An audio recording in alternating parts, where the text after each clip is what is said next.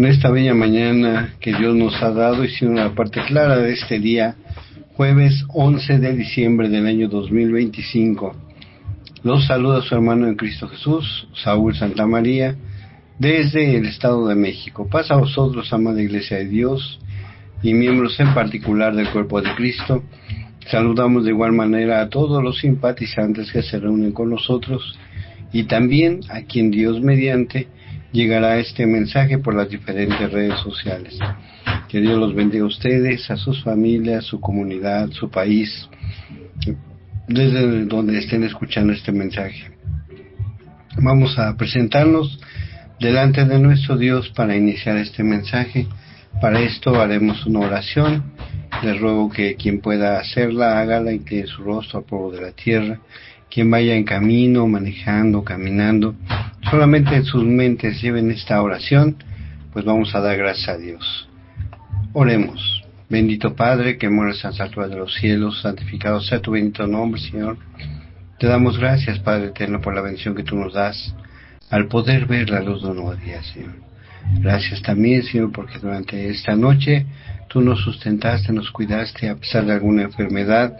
Tú estuviste presente y estás presente en nuestras vidas para restaurarnos. Te ruego y suplico, Señor, que en estos momentos en los cuales hemos de analizar y escudriñar tu bendita palabra, tu Santo Espíritu more en cada uno de nosotros, a fin de que podamos llevar a cabo lo que quieres en nuestras vidas. Pero aún más te suplicamos que con tu palabra podamos fortalecer nuestra fe, crezca esa fe que tenemos en ti, bendito Padre, y de ese modo también, Señor, podamos continuar en nuestras vidas sin sufrir ningún descalabro, ninguna pérdida del camino que tú quieres para nosotros. Nos ponemos en tus benditas manos, te damos gracias por todo lo que nos das y te suplicamos todo esto por los méritos de tu Hijo amado, nuestro Salvador Cristo Jesús. Amén. Muy bien, amados hermanos y estimados oyentes, hemos estado analizando la segunda carta a los Corintios, y en esta octava semana que estamos analizando, el tema que se ha tocado es la epístola que combate las acusaciones contra Pablo. En el subtema que hemos tenido en estos días es el ministerio y su descripción del ministerio del apóstol Pablo. El día de hoy tenemos como título en nuestra reflexión el ministerio y sus exigencias, y lo podemos ver basado en la segunda carta a los Corintios, capítulo 4, versículos del 1 al 6. Tenemos que ir analizando poco a poco para observar lo que el apóstol Pablo considera de cómo debe ser el predicar el evangelio glorioso de Jesucristo, y no que nosotros nos vanagloriemos o saquemos algún provecho de ese evangelio, que es para que más personas se salven y tengan una vida eterna, para que nosotros podamos tener herramientas con las cuales nosotros podamos ayudarle a la gente a que salga adelante, a que enderece su camino, a dirigir también su camino, porque muchos de ellos piensan que el camino que llevan es el correcto, la doctrina que llevan es correcta, pero recordemos lo que dice Proverbios: hay caminos que al hombre le parecen rectos, pero su final es de mal, tienen un mal camino. Nosotros tenemos precisamente que tener cuidado de cómo llevamos el ministerio, y para eso vamos a tomar el ejemplo del apóstol Pablo. Vamos a leer primeramente en la segunda carta de los Corintios, capítulo 4, el versículo 1 y el versículo 2. Y en base a eso iremos analizando poco a poco lo que el apóstol Pablo hizo y realizó, y cómo nosotros también debemos de llevarlo. Dice así la palabra de nuestro Dios: por lo cual, teniendo nosotros este ministerio según la misericordia que hemos recibido, no desmayamos, antes bien renunciamos a lo oculto y vergonzoso, no andando con astucia ni adulterando la palabra de Dios, sino por la manifestación de la verdad, recomendándonos a toda conciencia humana delante de Dios. Amén. Empieza este texto de estas palabras del apóstol Pablo y dice: teniendo nosotros este ministerio. Cuando Pablo, o el apóstol Pablo, considera la grandeza de su llamado, de cómo fue llamado él, esto le daba a él el ánimo para que enfrentara cualquier dificultad. A veces a él podemos observar que lo malveían porque decían, pues cómo este hombre que era perseguidor de la iglesia, ahora él se atreve a hablarnos de el Señor, él se atreve a convertirnos, él se atreve a hablar de la grandeza de nuestro Señor Jesucristo. Pero vean, ante todo eso, él no pierde el ánimo y sigue adelante. Entonces, viendo todo esto como un gran ministerio en el cual debe de sustentarse todas sus palabras, sigue diciendo lo que acabamos de leer, el párrafo que acabamos de leer: no desmayemos. La falta de valor, porque a veces podría resultar que él, sintiendo cómo estaba siendo buscado, no escuchado, todo eso le daba a él una situación en la cual desmayaba y decía, no, ¿para qué continúo? Pero él mismo implica, y lo hacía así, no desmayando, sino con su comportamiento y su conducta, él continuaba y se esforzaba hablando de nuestro Dios, que de su boca solamente hablara la predicación y que hablara en nombre de Dios y de nuestro Señor Jesucristo. Teniendo ese ejemplo de nuestro Señor, del apóstol Pablo, ¿cómo es que nosotros ahora estamos predicando la palabra de nuestro Dios? Tenemos y reconocemos ese ministerio. A veces desmayamos por las circunstancias en las que vivimos, pero no las vivimos tan complicadas como las vivió el apóstol Pablo. Él, recordemos que fue perseguido, fue golpeado, fue apedreado, encarcelado, y nosotros no tenemos esa dificultad ni esa situación. A lo más que nos pueden hacer es que nos hagan un feo al estar hablando de la palabra de nuestro Dios, pero no debemos de desmayar, porque a veces no nos pueden a lo mejor lastimar como lo hicieron con el apóstol Pablo, pero la manera en la que nos tratan las personas a las que les hablamos, incluso nuestra misma familia, nos puede desanimar. Pero no debemos desanimarnos. Recordemos que el apóstol Pablo se esforzó y todo lo hizo por amor a la iglesia. Todo lo hizo porque él quería que más gente fuera salva, que más personas se convirtieran. Y nosotros debemos de ver esa situación también.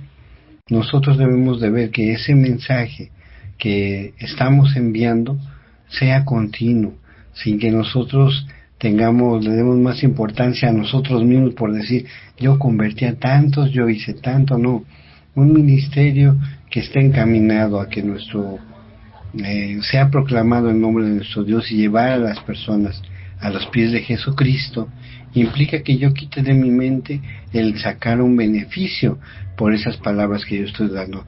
El apóstol Pablo nunca buscó un beneficio, mas sin embargo él se esforzó continuamente por amor a la iglesia, porque dentro de sus prisiones él sabía que tenía la vida eterna, y así debemos de hacerlo nosotros.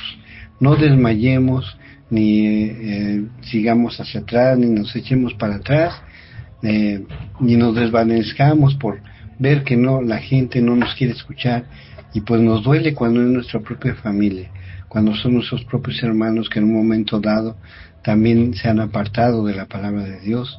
Pero en nosotros está el continuar, darle continuidad a lo que el Señor está poniendo ese ministerio en cada uno de nosotros.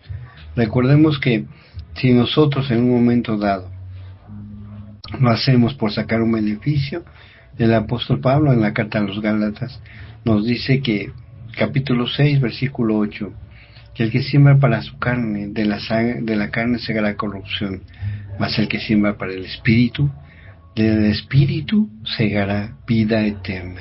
Nosotros estamos buscando esa vida eterna.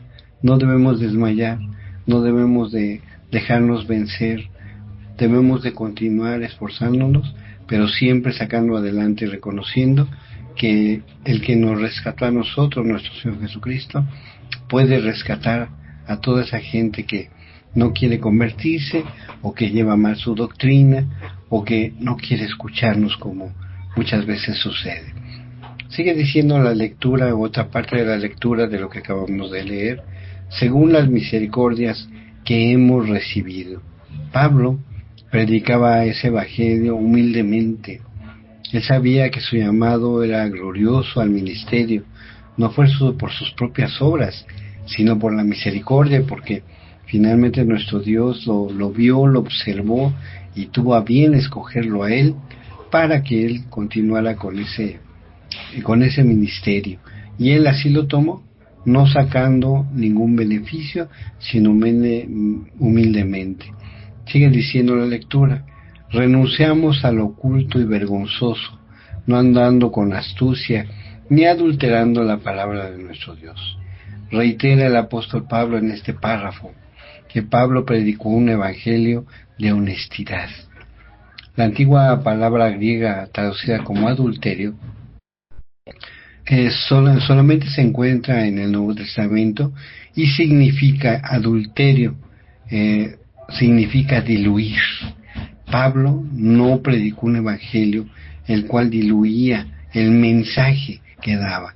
A veces queremos nosotros dar un mensaje que no sea duro para las personas, como que un ejemplo, podemos decirle a alguien: es que no debes honrar a ninguna imagen, y tratamos en un momento de no decirlo para que no se ofenda, pero todo tiene su tiempo y su forma en la que debemos hacerlo.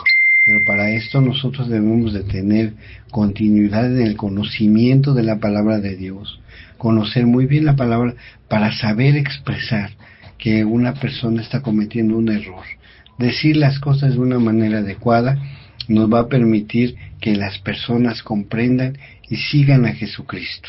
También nos lleva a que en esto que acabamos de leer, que el apóstol Pablo renunciaba al oculto y vergonzoso. ¿Cuántas situaciones estaba viviendo el apóstol Pablo en esos tiempos en Corinto, donde había veneración a imágenes, había veneración y adulterio y de la palabra no solamente, sino también de la forma en la que llevaban la doctrina, de las personas, cómo se adulteraban unas a otras, y esas eran situaciones vergonzosas, ¿sí?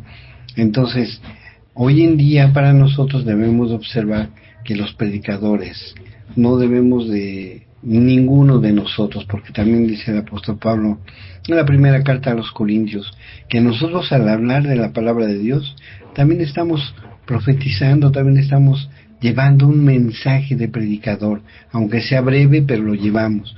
Entonces debemos de llevar a un punto en el cual el evangelio sea lo verdadero, sea lo más puro posible, con la intención de que la persona o quien nos esté escuchando vea y observe que como están llevando sus vidas, su evangelio, están teniendo un evangelio de perdición, una vida en la cual no se pueden arrepentir si nosotros les mentimos o los engañamos.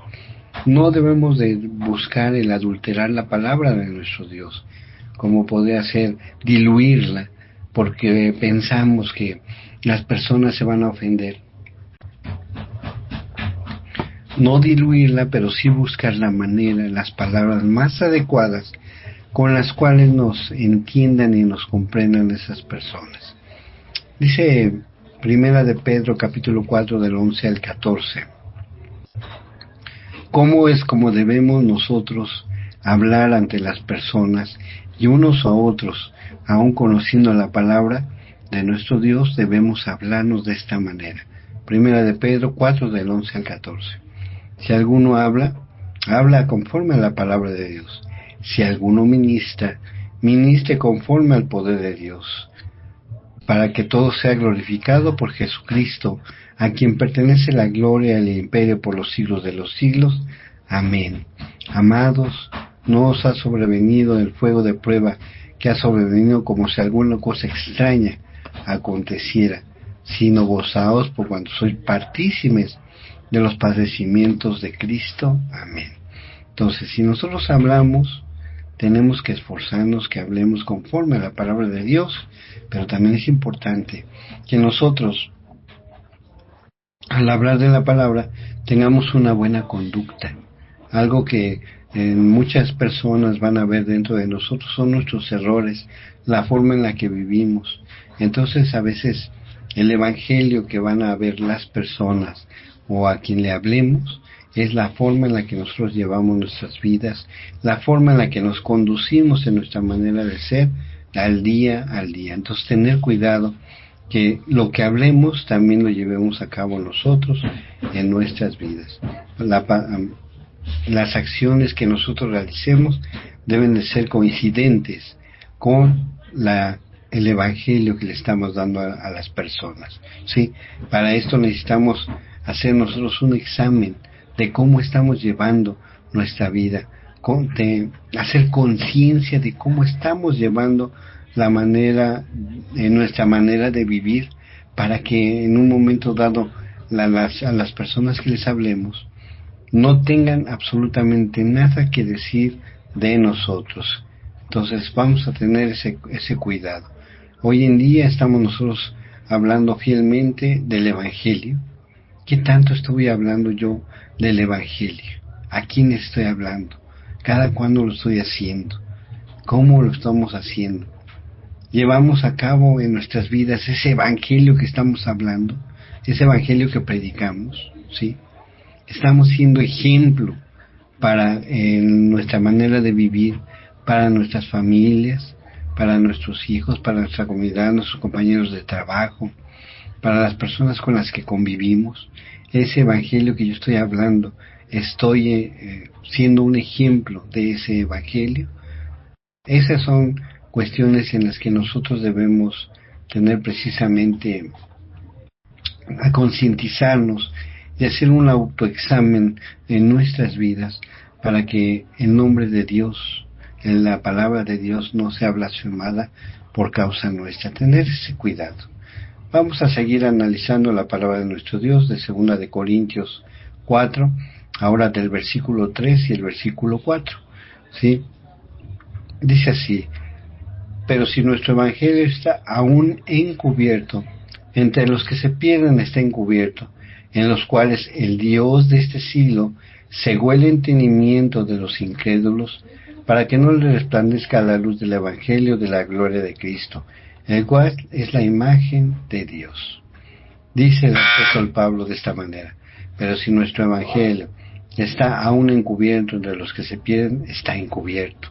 El apóstol Pablo está haciendo una afirmación de que ese glorioso evangelio del cual habla no le llega a todas las personas. Hay personas a las cuales, igual sea en este texto, Jesucristo está pedido, Dios te ha pedido que seas su siervo en la iglesia, que trabajes para Él, que te esfuerces, que te has negado a ti mismo para dar un esfuerzo hacia Él, pero hay gente que en un momento dado no quiere reconocerlo, no quiere aceptarlo, no quiere profundizar en ese evangelio. ¿Por qué? Porque están cegados en la manera de vivir en la cual ellos están entendiéndolo o acomodándose en ese evangelio, el cual no los lleva a una vida eterna.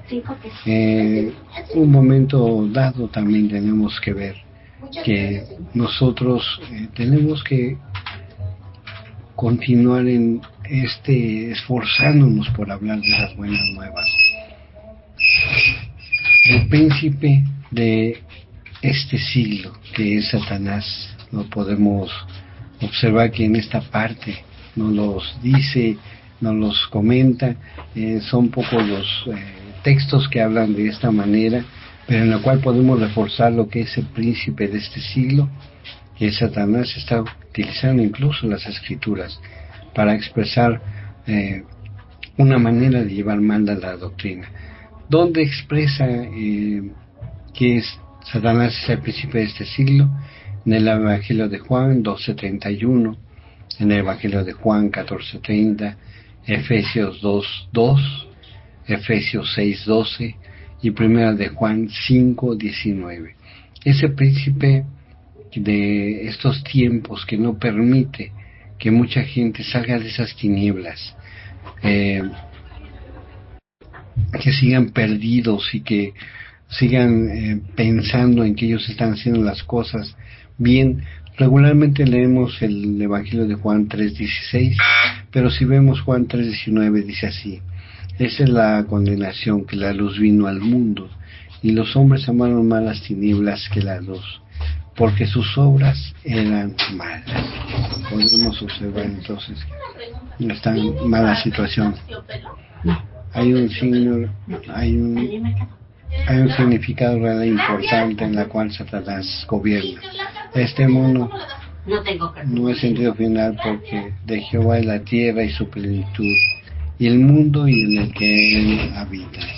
Pero Jesús no condenó por reclamo a Satanás de gobernar este siglo.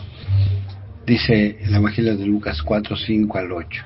Luego lo llevó el diablo a un alto monte y le mostró en él todos los reinos de la tierra, y le dijo el diablo: a ti te daré todo el poder de estos reinos y la gloria de ellos, porque a mí me han sido entregadas, a quien quiero la doy.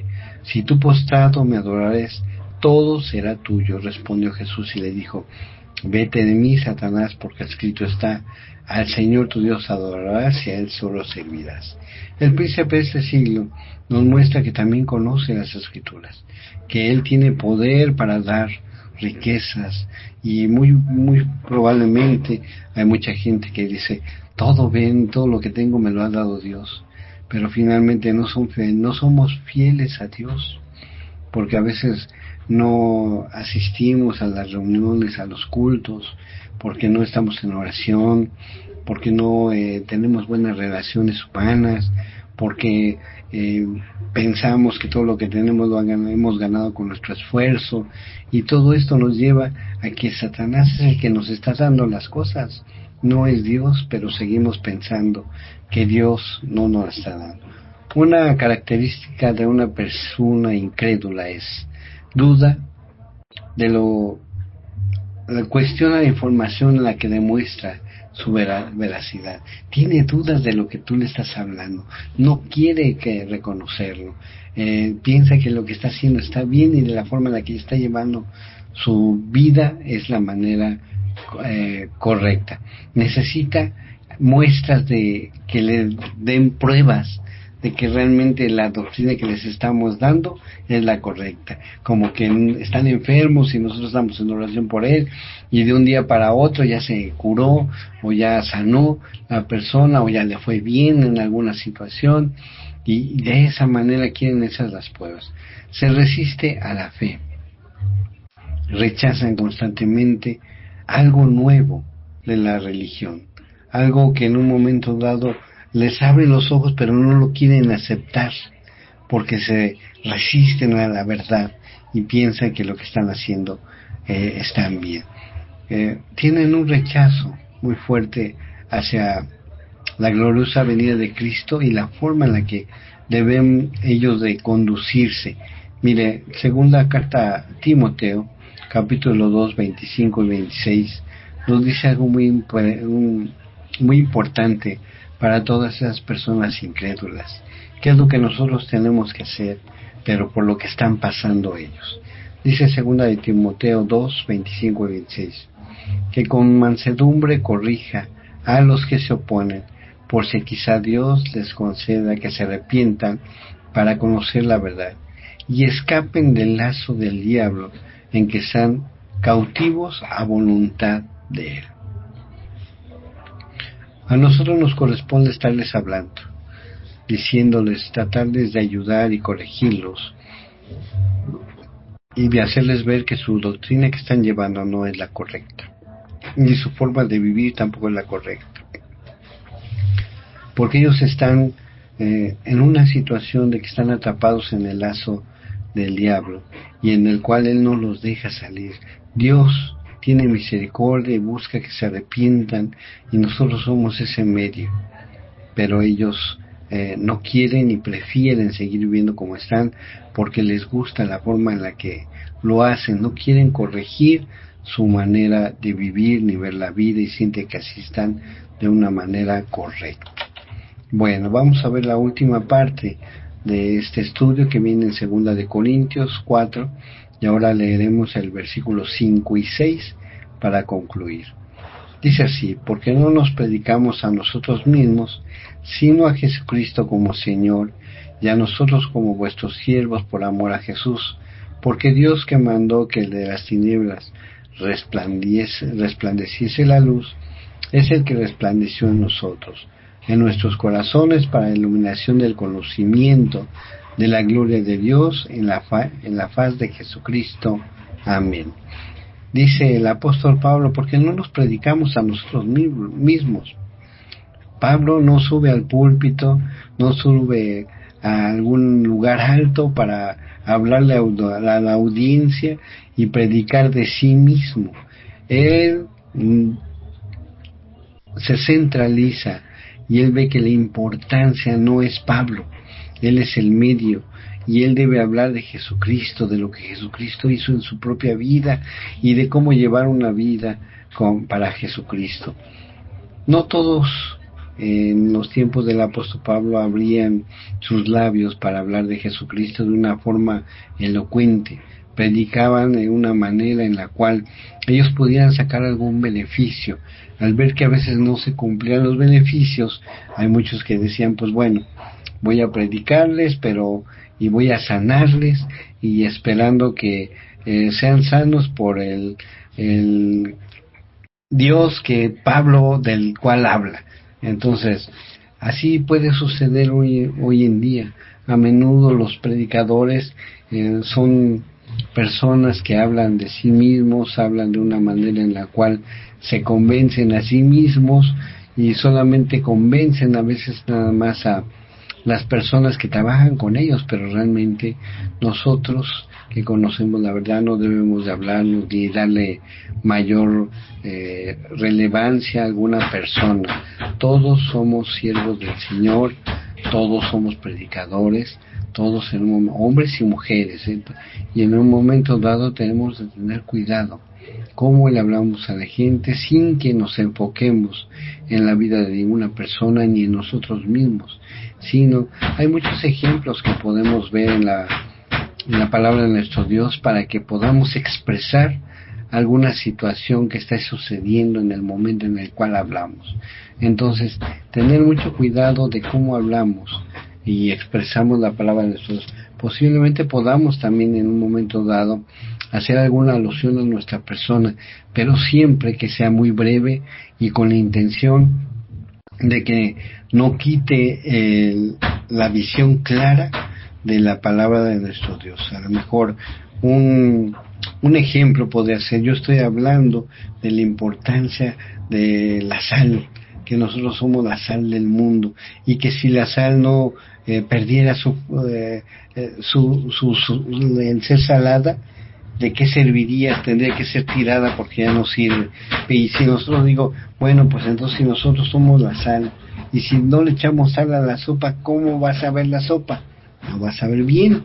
Entonces, si nosotros somos los que le ayudamos y somos un ingrediente importante para una preparación, debemos ser ese ingrediente importante también para la vida de seguir a Jesucristo, de lo que hemos entendido, comprendido, y de cómo debemos llevarlo a nuestras vidas. Jesucristo debe ser siempre la parte central en la cual nosotros observamos y llevamos a todas las personas. Debemos de cuidar nuestro ministerio, debemos de cuidar también nuestra manera en la cual vivimos. A veces nos toca aprender, ser quienes estamos sentados escuchando la palabra de nuestro Dios de parte de nuestros ministros, diáconos, ayudas, pastores, y nos toca estar escuchando, analizando y aprendiendo, pero no seamos esos oidores olvidadizos, sino hacedores. Y cuando nos toque ser predicadores, tenemos que tener mucho cuidado de cómo exponemos la palabra de nuestro Dios, que resplandezca en los corazones de las personas nuestro Señor Jesucristo, que ilumine sus vidas pero solamente lo podremos lograr si nosotros también llevamos una vida más apartada, llevamos una vida en la cual reconocemos a nuestro Señor Jesucristo como nuestro Salvador, de dónde nos sacó Él y hacia dónde nos está llevando Él, hacia una vida eterna en la cual nosotros tenemos que esforzarnos sin tener esa tristeza de que, híjole, no me hicieron caso las personas, no quisieron escuchar, no quisieron oírme, pero también si nosotros llevamos una buena vida delante de nuestro Dios y de las personas, hallaremos gracia, tanto delante de Dios como delante de las personas. ¿Cómo podemos hallar gracia delante de Dios y de las personas? Es muy sencillo, a veces nos la complicamos nosotros, porque decimos, híjole, ¿qué tengo que hacer yo para que haya gracia delante de las personas y delante de Dios? Dice, vamos a ver nada más un último texto, que se encuentra en Proverbios capítulo 3, versículos del 1 al 4. Con este vamos a cerrar. Proverbios 3 del 1 al 4. Dice, hijo mío, no te olvides de mi ley, y tu corazón guarde mis mandamientos, porque largura de días y años de vida y paz te aumentarán. Nunca se aparten de ti la misericordia y la verdad, átalas a tu cuello. Escríbelas en la tabla de tu corazón, y hallarás gracia y buena opinión ante los ojos de Dios y de los hombres. Entonces, queremos nosotros estar bien con nuestro Dios, exponer la palabra de nuestro Dios, ser buenos oidores y hacedores de la palabra. Tenemos entonces que guardar los mandamientos, la ley, obedecer a nuestro Dios, cambiar nuestra manera de pensar, para que de esa manera el Evangelio que vean en nosotros sea una muestra de que Jesucristo vive y mora en cada uno de nosotros. Que Dios les bendiga a todos y cada uno de ustedes. Paz a vos. Vamos a orar para despedirnos y dar gracias a Dios. Inclinen su rostro al pueblo de la tierra. Bendito Padre, eterno y bondadoso, te damos gracias por todas y cada una de las bendiciones que tú nos das. Gracias por tu bendita palabra, la cual, Señor, nos permite, Señor, tener un crecimiento en nuestra fe, pero también en nuestro espíritu. Rogándote que ese espíritu siempre nos acompañe, nos guíe, nos fortalezca, Señor, y no nos dejes caer de tu bendita mano, Señor, sino cada día, Padre eterno, fortalécenos más. Bendito Padre, ponemos en tus benditas manos nuestras vidas, nuestras familias, nuestras comunidad, nuestro país, Señor, rogándote, Señor, que nos perdones por nuestras faltas, y nos ponemos en tus benditas manos, dándote gracias por todo, suplicándotelo todo por los méritos de tu Hijo amado, nuestro Salvador, Cristo Jesús. Amén. Que Dios les bendiga a todos y bendiga su bendita palabra. Paz a vosotros y tengan un excelente día.